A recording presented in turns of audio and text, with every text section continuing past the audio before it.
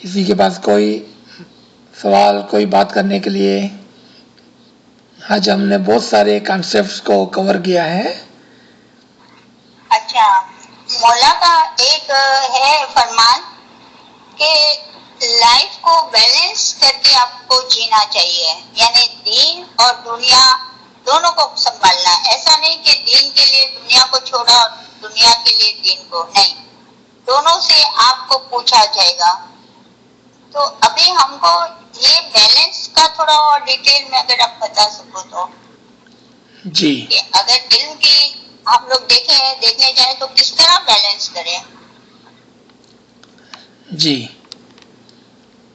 آپ دیکھیں کہ جب مولا فرماتے ہیں کہ دین اور دنیا کو بیلنس کرو، تو دن کے اندر یعنی کہ ایک 24 آور کے دن کے اندر 24 گھنٹے ہیں ہمارے پاس۔ بیلنس کا مطلب تو یہ ہوگا کہ ہم 12 گھنٹے امام کو دیں اور 12 گھنٹے دین کو دیں۔ تو سب سے پہلا کوشچن اپنے آپ سے یہ ہونا چاہیے کہ کیا میں نے 12 گھنٹے علم اور عبادت کی، تسبیحات اور مولا کو یاد کیا 12 گھنٹے؟ یہ بہت ہی یعنی میں پرائمری لیول کی بات کر رہا ہوں۔ پہلا سوال ہم کو یہ ہونا چاہیے کہ کیا ہم نے واقعی میں 12 گھنٹے امام کو اور 12 گھنٹے دنیا کو دیا؟ ہمارا جواب ہمیشہ نہیں میں ہوگا کہ نہیں، میں نے نہیں کیا ایسا۔ تو سب سے پہلے اس فرمان کے اوپر ہم نے کب عمل کیا تھا؟ کیونکہ ہم زیادہ دنیا کی طرف جا رہے تھے، تو مولانا فرمایا آپ دین اور دنیا کو بیلنس کریں۔ نادان لوگ یہ سمجھتے تھے کہ ہم دین نہ کریں، ہم دنیا کو بھی سنبھالیں۔ یہ نادانی ہے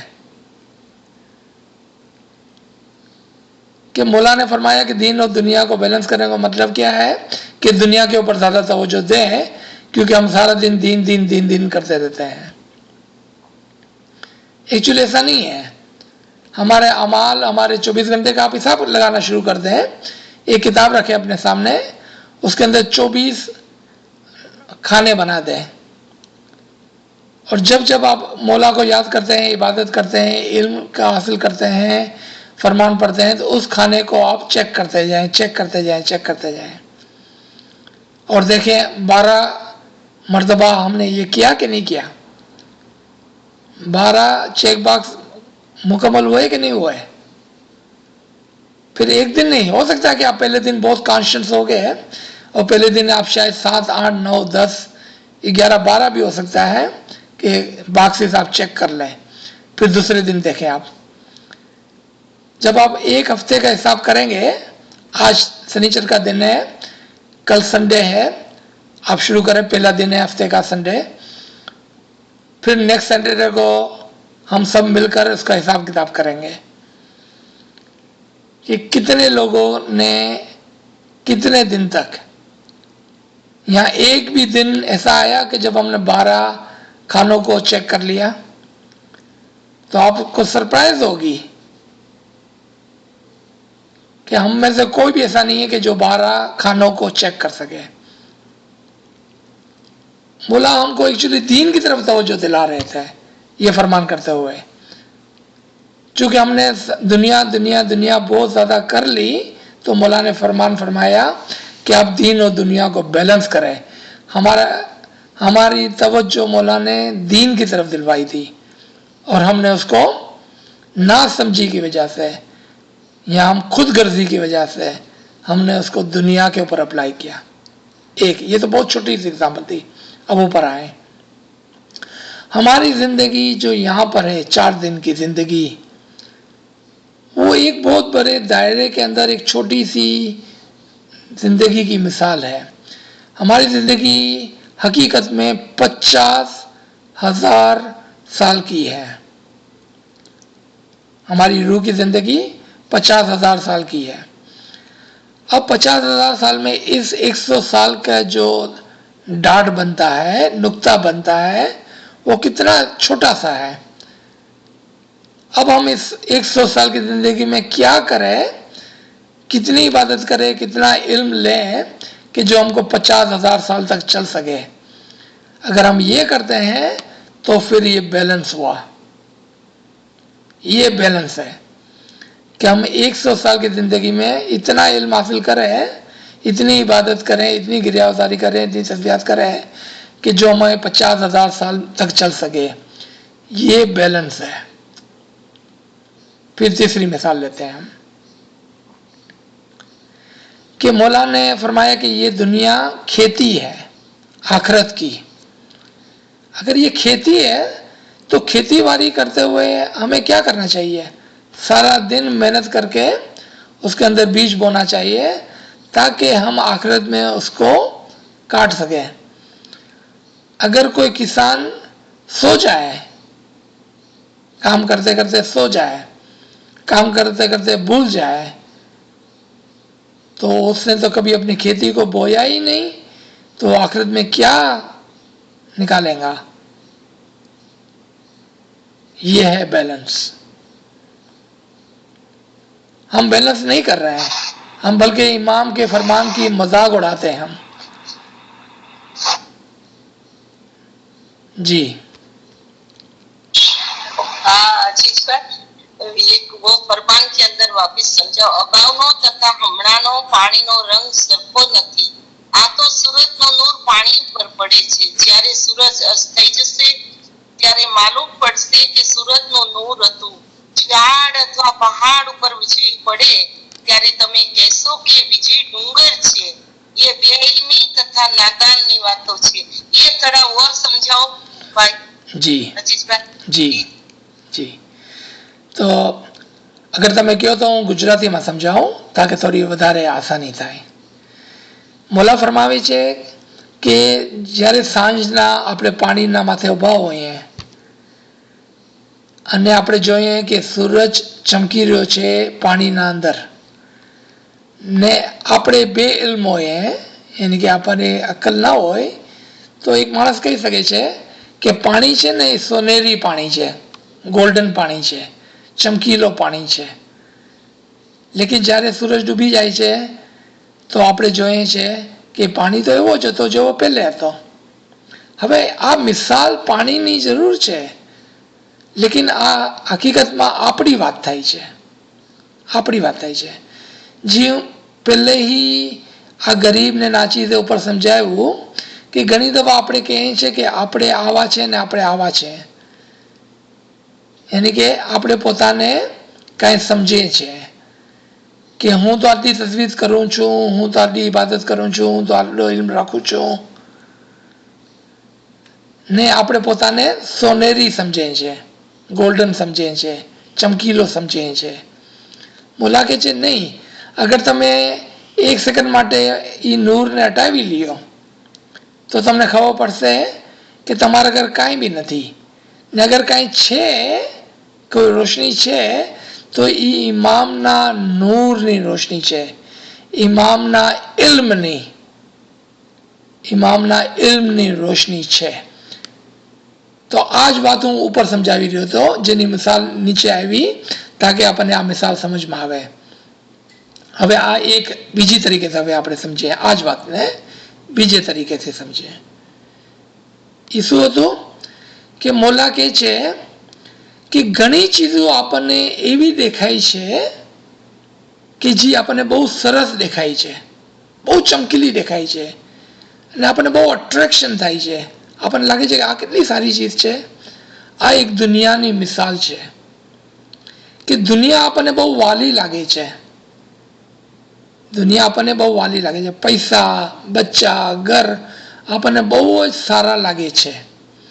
જ્યારે તમારી જિંદગીનો નૂર બુઝાઈ જશે, ખતમ થઈ જશે, તમારી જિંદગી ડન થઈ જશે, ત્યારે તમને ખબર પડશે કે આ જે ચમકેલી ચીજો તમને નજર આવતી હતી ને એ ચમકેલી નહોતી, એકચ્યુઅલી એ તો બેકાર હતી।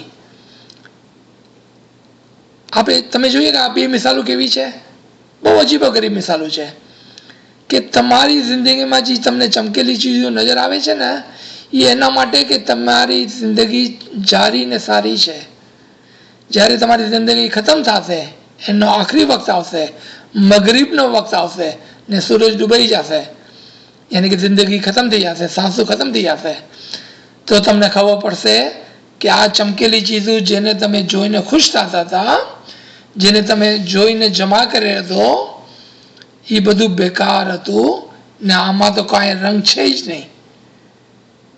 આ બીજી મિસાલ હતી. પછી રાતની મિસાલ આપી. આ દિવસની મિસાલ છે, હવે રાતની મિસાલ કે રાતના વખત અગર વીજળી ચમકે ને ઝાડ માથે યા પાડ માથે પડે તો કોઈ કહી શકે છે કે આ પાડ છે ને એ ચમકી ગયો, આ ઝાડ ચમકી ગયો.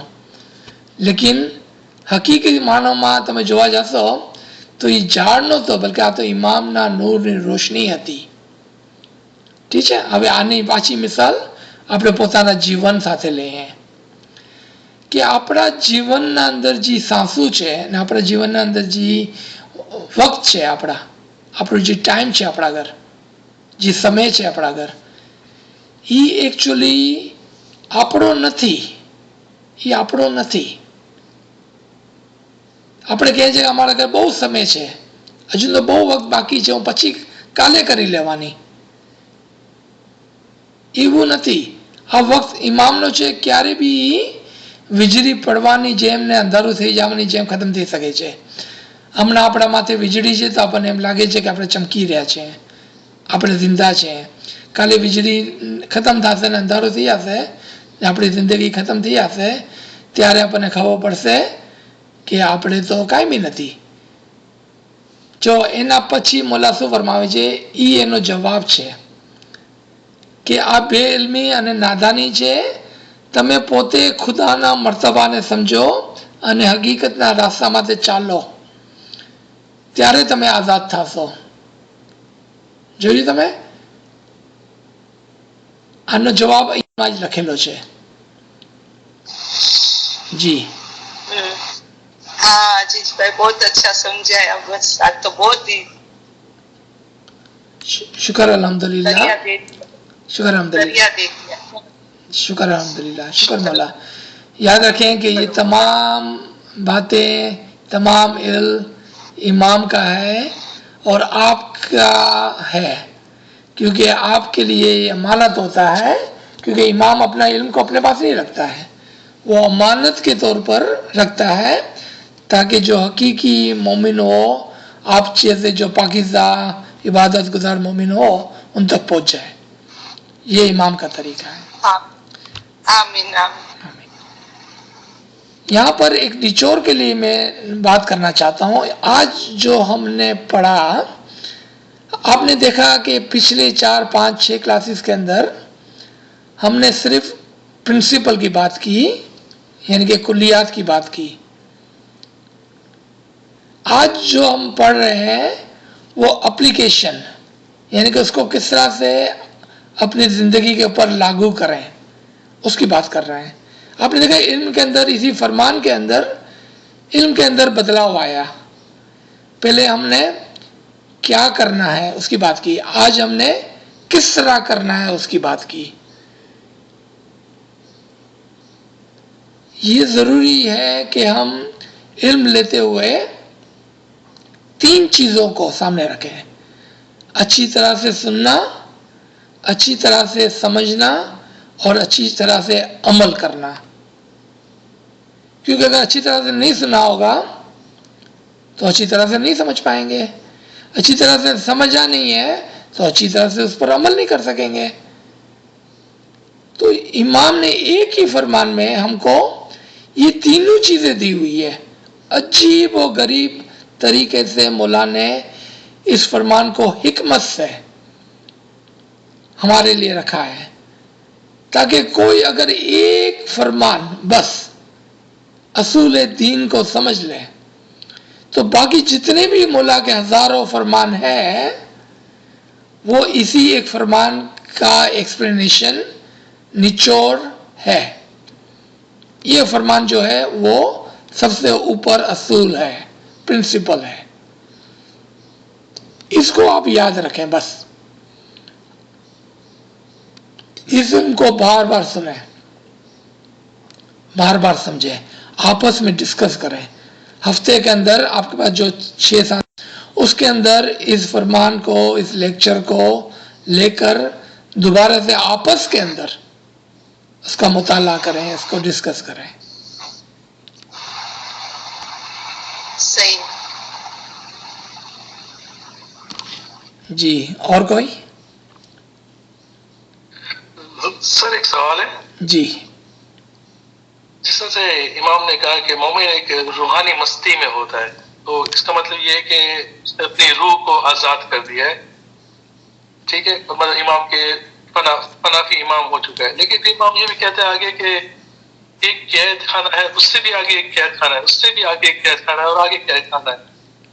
تو پھر وہ روحانی مستی میں کیسے ہوگا جب تک وہ قید خانہ ایک قید خانہ سے قید خانے میں جا رہا ہے؟ تو یا تو یہ ہے کہ وہ قید خانہ اس کے لیے روحانی مستی ہے کہ وہ ہر ایک میں جا رہا ہے, یا پھر وہ جب آخری جب نکل جائے گا ہر قید خانے سے تب جا کر وہ روحانی مستی میں پہنچے گا. ہاں, تو ہم 2 قسم کے مومن کی بات کر رہے ہیں, 2 قسم کے پرندوں کی بات کر رہے ہیں, 2 قسم کی آزادی کی بات کر رہے ہیں. ایک کہ جو حقیقی مومن ہے, حقیقی مومن, اوکے, وہ علم اور عمل سے, عبادت سے اپنی روح کو آزاد کرا لیتا ہے. لیکن آپ کو ابھی بھی اس دنیا میں وہ چلتا پھرتا نظر آئے گا, اور اس کی مثال ہمارے پاس ایک نہیں بہت ساری ہے. سب سے پہلے ہم امام ہی کی مثال لیتے ہیں, امام ہی کی مثال لیتے ہیں. امام اس دنیا میں قید نہیں ہے, امام اس دنیا میں قید خانے میں نہیں ہے, وہ آزاد ہے. اس لیے امام ہر جگہ موجود ہے. کیوں؟ کہ وہ اپنی روح کو ایک طرف سے اس دنیا میں رکھتا ہے اور ایک طرف سے آسمان میں رکھتا ہے. اب اسی کے پیچھے ایک حقیقی مومن, خالی مومن نہیں, ایک حقیقی مومن اپنی روح کو اس جسم سے آزاد کرا لیتا ہے. پھر ہمارے سامنے وہ ایک عام انسان بن کر رہتا ہے. جس طرح سے امام آپ دیکھیں ہمارے سامنے ایک عام انسان کی طرح رہتا ہے, کھاتا پیتا ہے, شادی کرتا ہے, بچے کرتا ہے, باتیں کرتا ہے, بیمار ہوتا ہے, ایک عام انسان کی طرح ہمارے سامنے رہتا ہے. لیکن حقیقت میں روحاً وہ آزاد ہے. وہ حقیقی مومن ہمیشہ روحانی مستی میں ہوتا ہے, کیونکہ وہ ہمیشہ خوش ہوتا ہے, کیونکہ وہ روحانی مستی میں ہوتا ہے. کیونکہ وہ امام کے ساتھ ایک ہوتا ہے تو وہ تو دنیا میں اڑتا پھرتا ہے. ہمارے کو ایسا لگتا ہے جیسا آپ کے سامنے بیٹھا ہوا ہے, جس طرح امام دربار میں ہمارے سامنے بیٹھے ہوئے ہوتے ہیں, لیکن اسی وقت وہ آزاد ہوتے ہیں. پوری دنیا کائنات کے اندر وہ حاضر و موجود اڑتے پھرتے ہیں آزادی کے ساتھ. اس لیے کہتے ہیں کہ امام کے لیے کوئی بندھن نہیں ہے, یعنی کہ امام قید خانے میں نہیں ہے. ایک آیت ہے قرآن کے اندر کہ خدا آپ کو نور دے گا تاکہ آپ لوگوں کے درمیان میں چلے پھریں. ایک طرف سے آپ امام کے نور کے ساتھ ہوگے آزاد, ایک طرف سے آپ لوگوں کے درمیان میں چلتے پھرتے ہوگے, یعنی کہ بورے من سے آپ بیٹھے ہوئے ہوگے. جب لوگ آپ کو دیکھیں گے تو سمجھیں گے کہ یہ آدمی تو کیسا ہے, اس کو تو کچھ پتا نہیں ہے, اس کو کیا پتا. وہ اپنے آپ کو گمنڈ کے ساتھ بڑا سمجھتے ہیں اس مومن کے کمپیریزن میں جو سیدھا سادہ بیٹھا ہوا ہے. یہ ہے مومن کی نشانی. اب دیکھا نا, یہ 2 الگ الگ مومنوں کی بات ہو رہی ہے. ایک حقیقی مومن اور ایک مومن تو ہے لیکن ابھی تک آزادی نہیں پایا ہے. جو آزادی نہیں پاتا ہے وہ ایک قید خانے سے دوسرے قید خانے میں جاتا ہے. جس طرح سے ایک پرندہ, ایک پنجرا خراب ہو جاتا ہے تو مالک اس کو دوسرا پنجرا خرید کے دیتا ہے اور وہ دوسرے پنجرے میں جاتا ہے, پھر اس کو تیسرا پنجرا خرید کے دیتا ہے. لیکن ایک وہ برڈ بھی ہوتا ہے, ایک وہ پرندہ بھی ہوتا ہے جو آسمان میں اڑتا پھرتا ہے, وہ زمین پہ بھی رہتا ہے, یعنی درخت کے اوپر آ کر بیٹھتا ہے, ہم کو نظر آتا ہے زمین کے اوپر سے چارہ اٹھا رہا ہوتا ہے, हमको ज़मीन पर भी नज़र आता है वो, लेकिन वो उसी वक्त आसमान में उड़ता भी है। देखा आपने, ज़मीन पर भी है, आसमान पर भी है।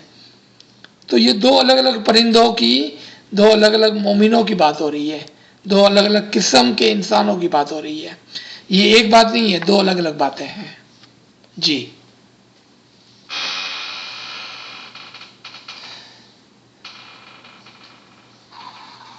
तो अगर हम देखें दोनों परिंदों को, तो जो एक वो है कि जो एकदम से असल में वासिल हो गया है और दुनिया में घूम रहा है, फिर रहा है आजादी के साथ, और वो बाकी में रूहानी मस्ती में होता है, क्योंकि उसको कोई बंधन कुछ भी आड़ा नहीं आ रहा है। और एक दूसरा है जो कैद खानों में से निकल के फिर कैद खाने में, तो वो क्या ऐसा गुड़ करे कि वो भी आजादी की तरह, जैसा मिसाल हमारी है, हम अभी कैद खाने में हैं, हम पूरी तरह से झगड़े हुए हैं, तो हम क्या ऐसा करें कि हम भी एकदम से एकदम आजाद हो जाए।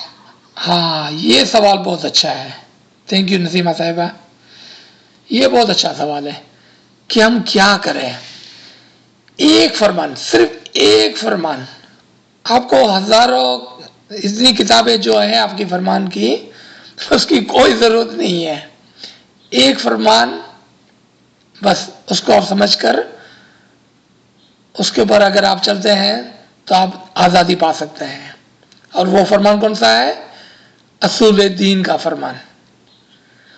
आप अपनी किताब को उठाएं, इस फरमान को उठाएं, उसमें से जो 3 प्रिंसिपल मौलाना ने दिए हैं, यानी कि एक हमको पहले समझाया कि क्या करना है, फिर हमको समझाया किस तरह से करना है, फिर हमको समझाया कि इसके अंदर हकीकत यानी कि फ़ायदा क्या है।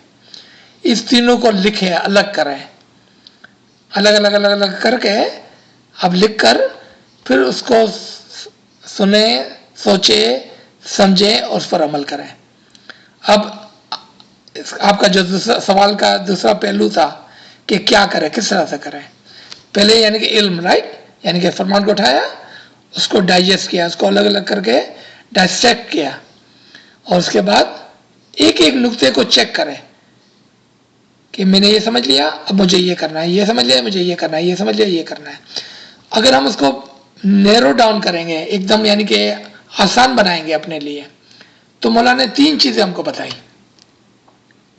पहले क्या बताया कि आप यकीन करें, किस पर? इमाम के ऊपर।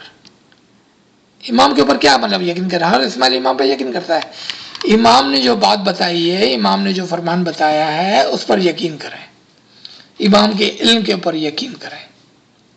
पहला असूल ये था, आप लिख लिया, आपने लिख लिया उसको कि मौलाना ने मुझे ये समझाया कि ईमान रखना है।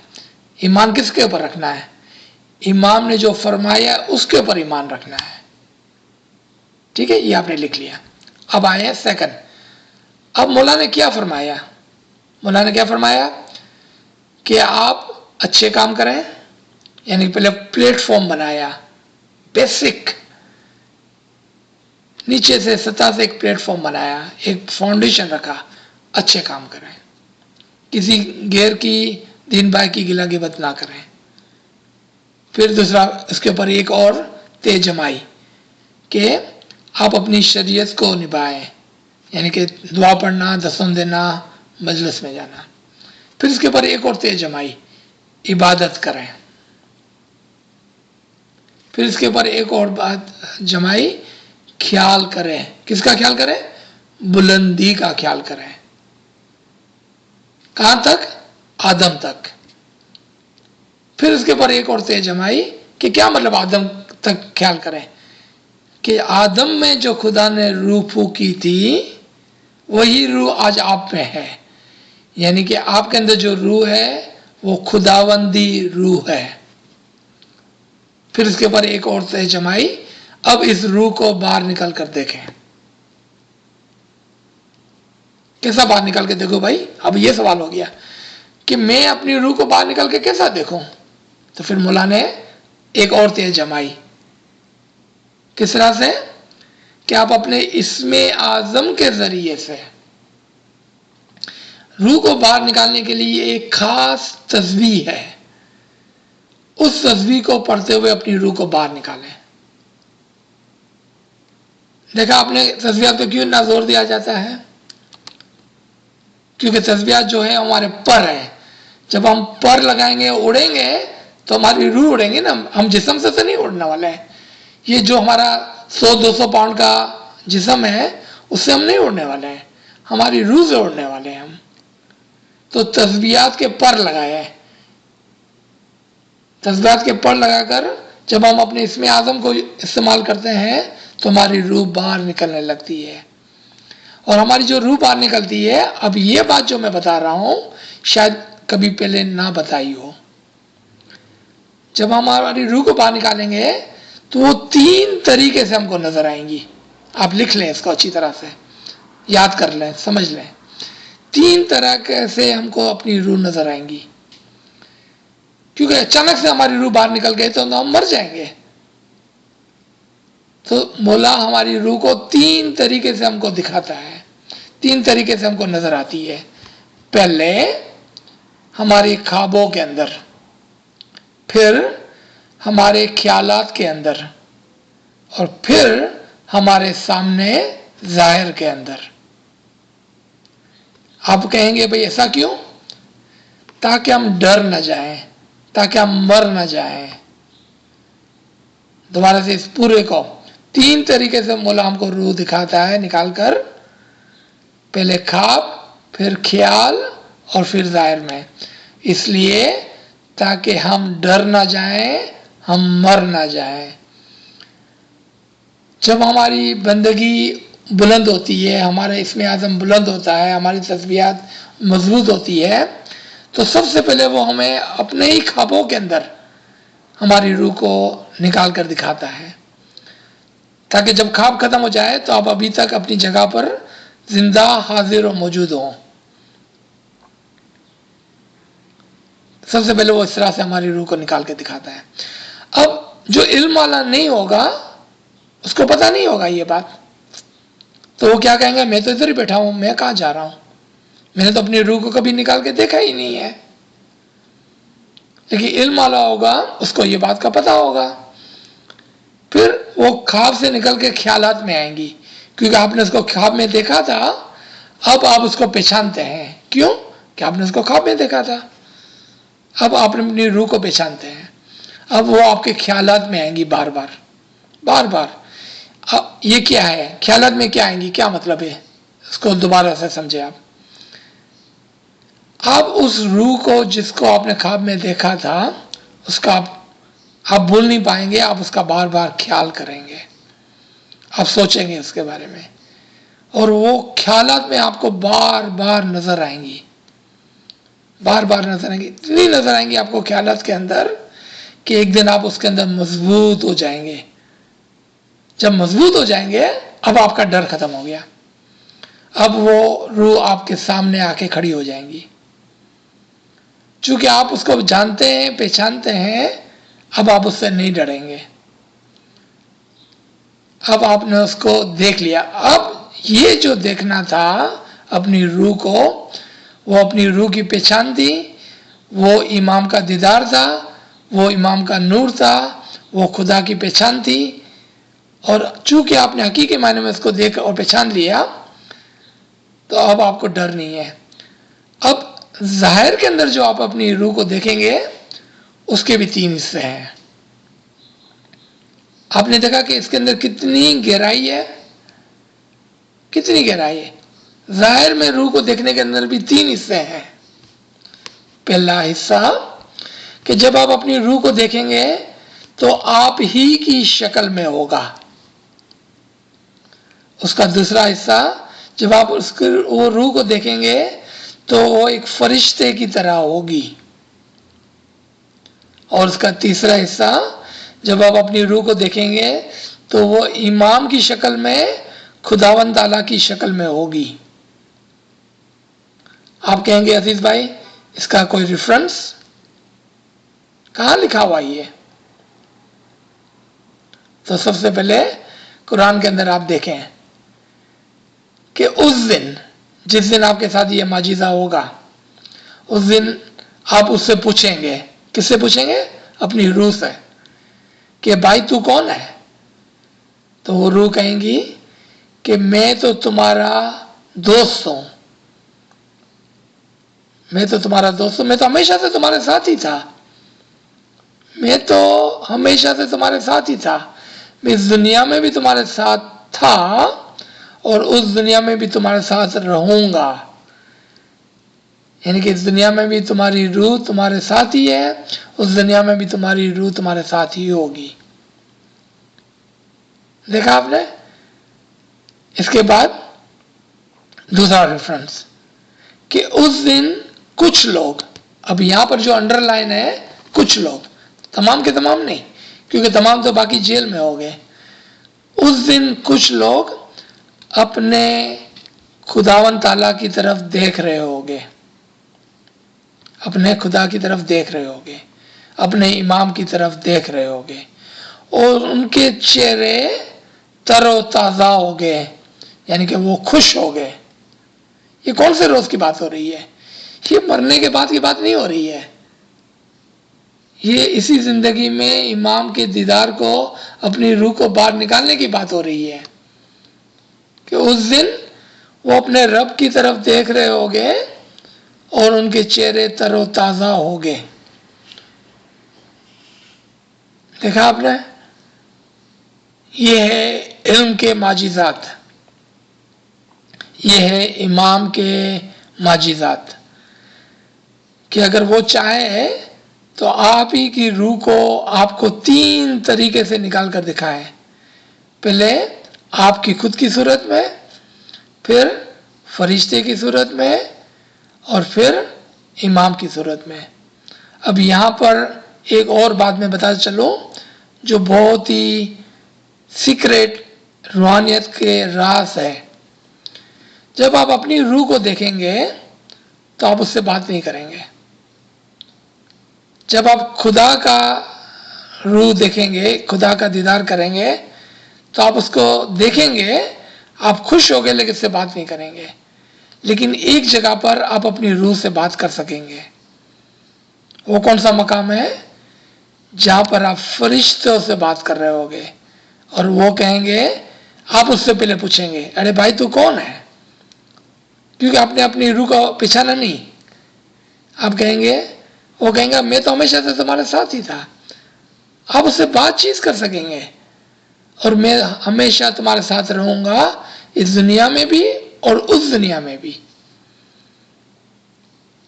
یہاں پر کانورسیشن ہے، یہاں پر ایک بات چیت ہے تاکہ آپ اپنی روح کو سمجھ کر اس سے بات کر کے آگے بڑھیں گے. پھر آپ ہی کی روح آپ کے لیے ایک راستہ، ایک نئی دنیا کھول دیں گی اور وہ فرشتے کی صورت میں ہوگی.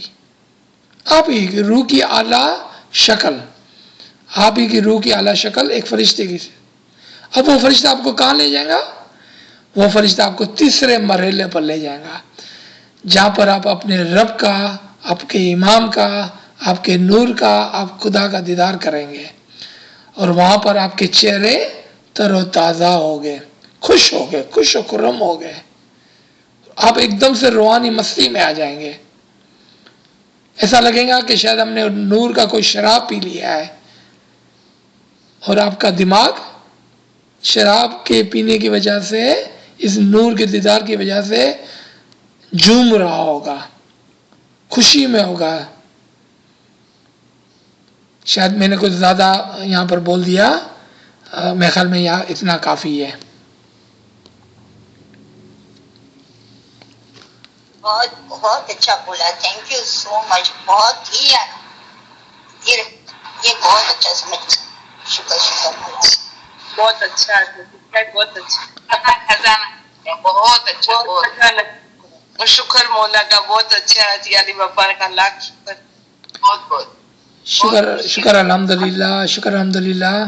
یہ مولا کا وہ علم ہے جو مولا ہر مومن کو امانت کے طور پر دیتا ہے. یہ آپ کے پاس بھی امانت کے طور پر آیا ہے تاکہ آپ پہلے اپنے آپ پر اور اس کے بعد دوسروں کے لیے اس علم کو بیان کر سکے انشاءاللہ تعالی.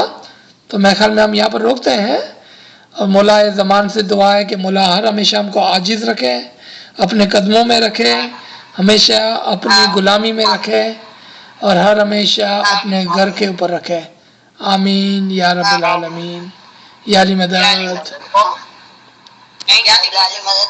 یا علی مدد, یا علی مدد. زبردست کیا.